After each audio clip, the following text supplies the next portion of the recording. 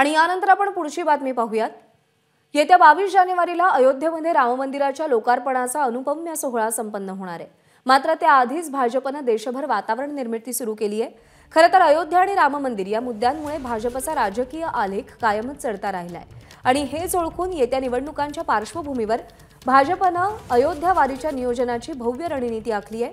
त्यासाठी प्रत्येक खासदार आणि आमदारांना भाविकांना अयोध्येत आणण्यासाठी टार्गेट देण्यात आले।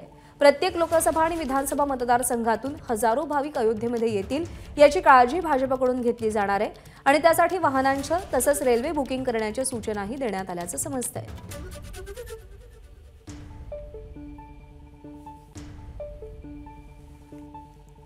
तर भाजपच्या वतीने आता राम मंदिर लोकार्पणाची जय्यत तयारी केली गेली आहे। प्रत्येक आमदारांना टार्गेट दिलं गेलेलं आहे। आपापल्या मतदारसंघातून लोकांना अयोध्येमध्ये आणण्यासाठी त्यांच्या सोयी सुविधांकडे लक्ष देण्याच्या सूचना भाजपच्या वतीने दिल्या गेलेल्या आहेत।